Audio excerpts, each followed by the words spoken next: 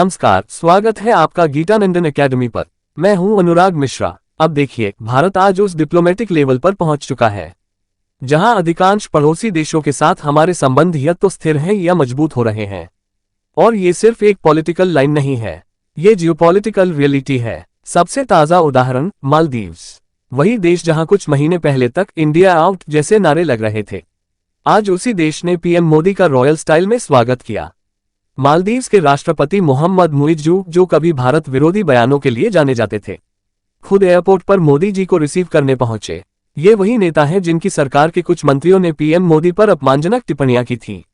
अब वही सरकार India is a most trusted partner जैसे बयान दे रही है। क्या बदला? बदली है पॉलिसी, बदली है पब्लिक की परसेप्शन। क्योंकि भारत ने दिखाया है कि उसका डिप्लोमेटिक और इकोनॉमिक वजन अब सिर्फ शब्दों में नहीं, एक्शन में है। भारत ने मालदीव्स के लिए क्या क्या किया? 4,850 करोड़ रुपए का सॉफ्ट लोन, पुराने ऋणों पर relaxed repayment terms, 3,300 social housing units, Maldives की डिफेंस मिनिस्ट्री बिल्डिंग का निर्माण, जल्द ही free trade agreement, Bollywood brand value का यूज करने की खुली छूट। और इस सब के लिए भारत ने कोई शर्त नहीं रखी, ना मिलिट्री बेस मांगा, ना कोई टेरिटोरियल कंसेशन। अब बड़ा सवाल, क्या वाकई यह सब यू टर्न है? हाँ, क्योंकि मालदीव्स ने अब रियलाइज किया है कि without India Maldives can't sustain economically और डिप्लोमैटिकली।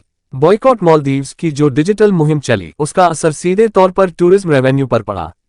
इंडियन टूरिस्ट की संख्या में भारी गिरावट आई, जिससे सरकार को लगा बिना भारत के कुछ नहीं। अब बॉलीवुड एक्टर्स को ग्लोबल टूरिज्म एम्बेसडर बनाया जा रहा है। कैटरीना कैफ इसका पहला चेहरा है। इंडिया की पॉलिसी सिर्फ मालदीव्स तक सीमित नहीं। श्रीलंका, भारत वहां इंफ्रास्ट्रक्चर में इन्वेस्ट कर रहा है। कोलंबो पोर्ट और ट्रांसपोर्ट प्रोजेक्ट्स में एक्टिव एंगेजमेंट है। नेपाल, भारत और नेपाल के बीच सिक्योरिटी पैक्ट की बातचीत चल रही है। चाइना के बढ़ते प्रभाव को संतुलित करने की कोशिश। भूटान, हमेशा की तरह रिलायबल और स्टेबल एलायंस। बांग्लादेश, राजनीतिक अस्थिरता के कारण रिलेशन सीमित प्रोग्रेस दिखा रहे हैं। भारत यहां वेट एंड वॉच मोड में है। म्यांमार, भारत के खिलाफ सक्रिय उग्रवादी संगठनों पर मिस्ट्री स्ट्राइक्स हो रही हैं। सरकार चुप, मतलब अप्रत्यक्ष समर्थन भारत को। और पाकिस्तान, यहां उम्मीद रखने की कोई आवश्यकता नहीं है। थियोक्रेटिक और एंटी इंडिया एजेंडा यहां की नीति में ही सेट है। यह एक स्थायी ब्लाइंड स्पॉट बन चुका है भारत की फॉरेन पॉलिसी के लिए। चाइना फैक्टर, मालदीव्स ने अब यह समझ लिया है कि चाइना का कर्ज मदद नहीं, एक जाल है। डेट ट्रैप डिप्लोमेसी का ताजा उदाहरण श्रीलंका का दिवालियापन। और यही समझदारी है जो अब मालदीव्स जैसे देश भारत के करीब ला रही है। बॉटम लाइन, भारत आज डिप्लोमेटिक इजोलेशन की नहीं, डिप्लोमेटिक ग्रेविटी की स्थिति में है।